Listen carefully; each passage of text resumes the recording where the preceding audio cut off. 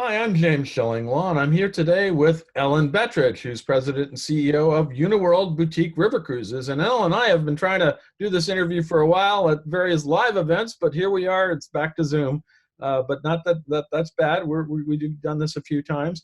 And as you Yeah. can see from my backdrop, I'm celebrating one of her ships on the Nile, which is the top deck of her new River Sphinx, I believe it's called. The Supership Sphinx, yes. Supership Sphinx. So we'll get the terminology right, but we're going to talk about that, Chef, and a whole lot more about what's going on with Uniworld today on Insider Travel Report. Ellen, first of all, great to see you. How are you and where are you right now? Hey, James, I'm excellent, thank you. I'm actually in Westlake Village, California at my home today. I would have gone into the office, but I'm getting ready to go on a trip tomorrow. So after the long week of Thanksgiving and decorating the house for the holidays, I needed some time to get my act together. So No, that's great. working from home. I'm just sitting on the top deck of your Supership River Phoenix. That's all me. No, the Supership Sphinx is pretty incredible. I was very fortunate to go there back in September, and the ship is stunning. There's nothing like her out there. It was great to see both the Sphinx and the River Tosca. River Tosca is also a beautiful ship, and Egypt remains a very hot destination. So we're excited about the future for Egypt. Well, we'll talk a little more about that in a bit. Let's talk first to set the stage of how many river cruise ships do you have today, and where do they operate? You know what? We're operating, all over the world. We're like 19 different ships. We are, partnering with Aqua down in Peru, going on cruise and rail throughout from Russia down to Istanbul. We've got our European ships, so our 11 owned ships in Europe. We've got a ship in Portugal, one in Italy, which we're the only ones who operate in Italy, on the Mekong, India. So all over the place. And of course the Nile. Yeah. So and of course the Nile, yes, which we've already discussed. Yep. Yeah. Now, obviously, this river cruise season, we're all hoping for a great Christmas cruise season, but we got thrown a little bit of a wrench in that with Austria going into lockdown in parts of Germany. Tell us exactly what river cruises you're running this holiday season. Are you running a full or partial schedule? And where are you going? I know you're still doing some Christmas markets, right? Yeah. So the Rhine holiday markets actually kicked off today, and guests arrived. We had 5 no-shows who are coming from South Africa because they're unable to get there.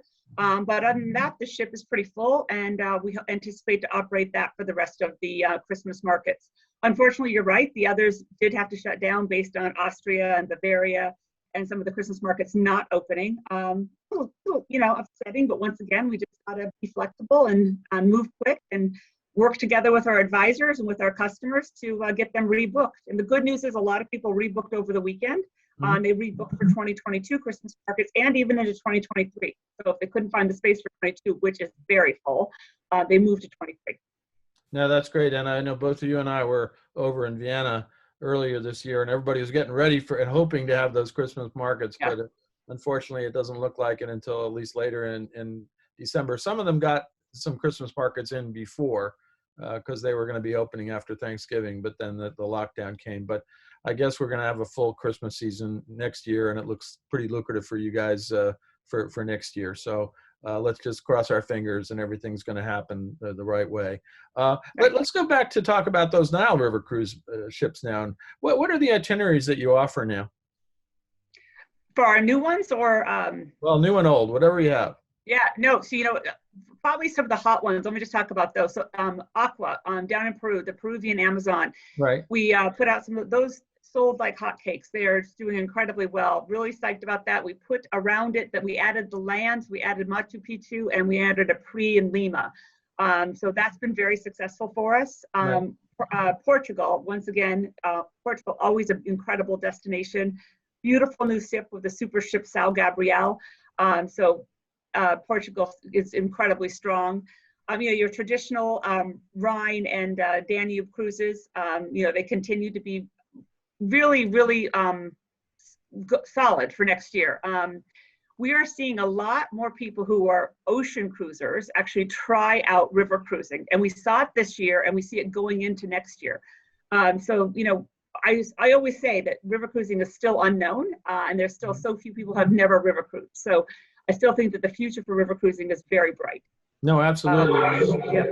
Yeah, and absolutely. And then, of course, how are bookings on the Nile doing? The Nile cruises are selling incredibly well. You know, having 2 ships there, we're seeing that for this between now and probably March, I would say both ships are almost full. The Sphinx is full, and the Natasca is filling up. So it's nice to see. It's such an amazing destination. I've had the chance to go there 3 times. It is to be on everyone's bucket list. It's so easy when you travel with us because you know you're taken care of the entire time. The moment you arrive into Cairo, you go to the incredible Four Seasons Hotel, and then you spend a few nights there. Then from there you fly down to Luxor, and then you enjoy the amazing cruise from Luxor down to Aswan. And it really is a spectacular experience. No, I know you've experienced it, and I sadly, it's one of the first river cruises I ever took, which was, I want to date me myself. It was about 30 years ago, which I went on the Nile. I haven't been back since, but everybody's going to the Nile this year. I know you've been, and a few other of my colleagues have been, and everybody comes back raving about it once again. And it's just seemed the product just keep getting better and better. Yeah, and one of the itineraries that we do that no one else does is that we are on the Po. So think of us as that incredible floating boutique hotel sitting right in the heart of Venice. It is no better way to see Venice and to experience it. We've got some really exclusive things so they get to go to down to St. Mark's Basilica at nighttime, go to the Doge's Palace in the morning when no one else is there, which is unheard of. But it's also just the vantage point of sitting on the ship and looking at Venice and being right there. And now without the large ships going in there, it's going to be even better. So that we have a brand new ship there. So we're looking forward to a really strong season for Venice as well. No, I know, and that's what we have talked about, where you really do have a unique product there that nobody else has in terms of the Venice cruises, and you've done a great job with it. And the ship is completely refurbished. It's an SS ship, I believe. Your super ship. The Supership. So it looks like a great cruise, and I know you've experienced it now. Now let's talk a little bit about what's to come. I know on the schedule now, what I'm sort of calling you have on the itinerary now basically a world cruise of river ships, where you're stringing together a number of river cruises. Talk a little bit about that product, because it's again somewhat unique, and it goes all over the place on several different ships, right? Yep. So it's for May of 2023. May 20th is it'll depart, and it's for 80 people. It's very exclusive because they're starting off on the incredible Supership Sphinx on the Nile, and then from there they're going to go over to the Supership La Venezia in Italy, and then from there they go up to the Supership Maria Teresa and they do the Danube, and then from there they go over to France and do the Joie de Vivre, and then from there they go over to Portugal and do the Supership São Gabriel, and then they end up in Lisbon. So 46 nights. Wow. Completely sold out. And it'll be 80 people traveling together, and they'll be traveling with a traveling concierge to make sure everything goes well. And so you can look forward to many more of these again in 2024. We're working on it right now. Yeah, well, it is. You guys came up with that idea, and it really is proven to be a great seller for you. And it really is. If you want to get kind of immersed in all the rivers of the world, and starting in the Nile isn't too bad. I don't know. I might have ended with the Nile. I don't know. It's interesting how, I guess you can do it in reverse. I don't know. We could, absolutely. So we've got a couple of ideas of how we're gonna play it out. But I think we're really lucky because we offer some stuff that others don't. So with having Italy, having the Nile, you're able to really make it into a world cruise. No, that's great, and I'm happy to hear that new product. And now let's talk a little bit about. You have any other new ships or renovated ships coming out in 22 or 23? Well, 21 kept us pretty busy with 5 new super ships. And just so you know, so our advisors know what that means. So a super ship is a ship that has more dining venues. So we actually took out cabins and we added in more suites. We added in more dining venues and truly more luxurious finishes. The ship I'm sitting on right now, because my background is the Supership Beatrice. And you can see that they're all very different and very unique. But very special. So it takes a while to design them and to get them going, but we're going to continue that throughout the rest of our fleet. But we're going to take a little bit of a pause because 5 in a row was a bit much. You also did it you're finishing it up during the pandemic, so I guess it was a good time to do that. And I guess that would have been my next question. It is, I guess, so you have spent that time kind of working on renovating the ships. I know the one on the Po. Obviously, you brought out the new one on the Nile, and you got other ships like that. And are you introducing any other new onboard products and services as well? We are. I'm glad you brought that up. So we spent our time, yes, thinking about the renovations and launching new ships. We thought about our sales strategy and how to really best support our travel advisors. But we also spent the time looking at what do our customers want? What do they want on the experience? So one of the things we heard from them loud and clear is that they want to spend more time in port and spend more time at night off the ship. So they actually want to experience the destinations at nighttime, which we don't have excursions at night. So starting in 2022, 8 of our itineraries will have night excursions. And in 2023, all of our itineraries will have night excursions included. That's great. So that's called Night Out. So we're looking forward to that. Yeah, that's going to be amazing. I don't know if I know too many like that, night excursions. I know most of the time I do river cruise ships, it's always during the day, but not at night. Right. So, there's some great destinations that you go to at night and some really exclusive things that we can do that no one else is doing. We want to continue to stand out and to be doing things differently. I'm sure you must have heard about our mystery cruise that we put out earlier this year. I asked you about that one. Yeah. And I remember, that one sold out pretty good and you added another one. We added 2 more, actually. 2 more, wow. And so we have a couple cabins open right now because a few fell off on the 3rd one, which is in October of 2022. But the other 2 are completely sold out. I think it's going to be a lot of fun. Our first one, we're going to bring a videographer along with us and do a lot of recording so people can understand how it unveils and what happens. But you can anticipate more of those in 2023 as well. Now, you don't want to give us a hint at what the mystery is. Nope. No, it's going to remain a mystery for now, at least for all the guests that are booked on it. So, but I'm sure it's going to be a wonderful experience.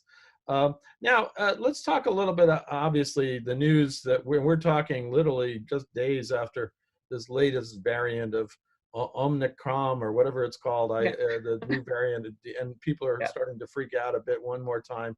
What would you tell travel advisors right now? Because how should they handle this, and what would you tell them about what to do at this time in terms of bookings for 22? Well, I think it's something we're going to learn to live with. I think consumers still want to travel. I think they're going to be watching very carefully. There might be a lull right now at the moment, but I think that they will continue to book. We're seeing very strong bookings for 22. We had a good weekend, even with the announcement of the variant. So I anticipate that people will still want to book, and they have to know that we're living with this now, right? So we are all going to learn to live with it. We're going to learn to adjust and be flexible and work with them and do our very best to keep them informed. And I think they have to keep moving forward. Yeah, and I would agree with that. I know you and I were discussing of how we're going to get into London in the next few weeks in a legal way, I guess. With that. Yeah. But yeah, so it is something we all have to adapt, and I don't think I would urge people to keep on booking for 22 because I think this too shall pass, and you can't just destroy the business for this. And I think people are going to find that right now, I've been telling people you can go anywhere in the world as long as you have some kind of, as long as you're vaccinated, as long as you have some kind of test, get the PCR if you want to go for the top test, and then obviously fill out one of these bloody long health forms that all these countries have. It's maddening, but the end result is you're going to go on a great vacation, hopefully on a Uniworld ship. So that's really what you have to do, and don't tell your clients exactly that, whatever variants are out there. Right. No, it's like I said, we're going to learn to live with it, and we had some amazing cruises this year. We operated over 200 cruises this year, very successfully during this time. So I think I'm really glad that we did. It was good for our crew, it's good for our ships, and great for our customers, and great for people to see people traveling again. And we just got to continue to get that message out, and it's great for advisors to be out there traveling as well. No, that's great. Now, is there anything else you want to tell our 95,000 travel advisors out there about what's new at Uniworld or anything else going on? Yeah, like it's been a crazy year, James, between the World Cruises, Mr. Cruises, Nights Out. Our cruise and rail continues to do incredibly well. In 2022, we had 3 new itineraries for cruise and rail. So our first one, which was Zurich to Venice, in very, very popular. Now we're doing from Venice to Istanbul. You're going from Budapest up to Pennsylvania. And then, of course, we have the incredible Trans-Siberian. And then finally, yep. Yeah, no, I forgot about the Trans-Siberian. That's Yeah. amazing. What you're talking about, the Russian and the rail, which is I thought was a very innovative product. Yeah, no, so we're having a lot of fun doing a lot of different things. You can expect more of that from Uniworld. And just to help top it off for 2022, every one of our European cruises will actually have a special night, which will be called Roaring Back the Fun. We're going to have a Roaring 20s party on every one of our cruises. Just to kind of, I think we've all had a tough time and people want to have fun and they want to get back out there. And we want to be the place that they want to come and have fun. Well, that's going to be great. And either I got to dress the part for the current 20s, or maybe I got to go back in time for the 1920s. I don't know which. Yeah. But it sounds like a great time. And remember, people, that traveling is great, and going on vacation and having fun and enjoying all these wonderful products out there is really the key. Ellen, I want to thank you for taking the time to speak with us. It's great to see you. I know I saw you recently live in person, but hopefully we'll see you soon again live in person.